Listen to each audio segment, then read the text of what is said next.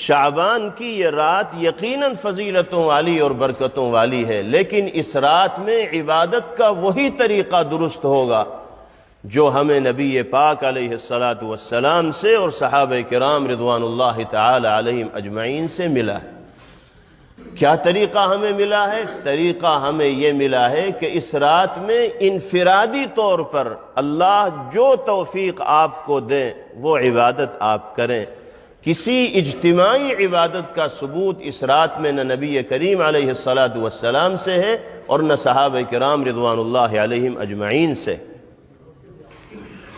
اپنے گھروں میں رہ کر قرآن پاک کی تلاوت کی جائے، نفل نمازیں پڑھی جائیں، پوری رات جاگنے کی بھی ضرورت نہیں، بشاشت کے ساتھ، خوش دلی کے ساتھ جتنے حصے ہم اور آپ عبادت کر سکتے ہوں انفرادی طور پر اپنے اپنے گھروں میں آ کر عبادت کریں۔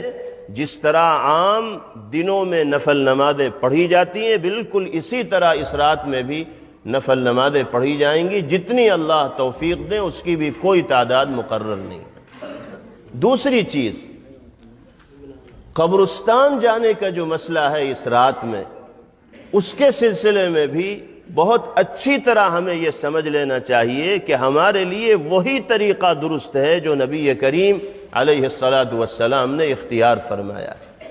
آپ کو یہ معلوم ہونا چاہیے کہ زندگی میں صرف ایک مرتبہ اتنی خاموشی کے ساتھ پیغمبر علیہ السلام کا اس رات میں قبرستان جانا ثابت ہے کہ آپ کی زوجہ مبارکہ کو بھی نہیں پتہ چلا کہ آپ گئے کہاں، نہ اس سے پہلے کبھی آپ کا جانا ثابت ہے اور نہ اس کے بعد آپ کا کبھی جانا ثابت ہے، اور نہ حضرات صحابہ رضوان اللہ تعالی علیہم اجمعین کا اہتمام کے ساتھ اس رات میں قبرستان جانا ثابت ہے۔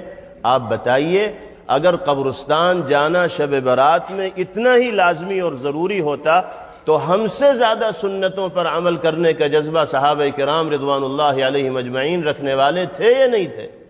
اب قبرستان جانے کو شب برات میں اتنا لازمی اور ضروری سمجھ لیا گیا ہے کہ کچھ ہو یا نہ ہو لیکن قبرستان جانا ضروری ہے۔ ایک غیر ضروری چیز کو ضروری سمجھ لیا گیا۔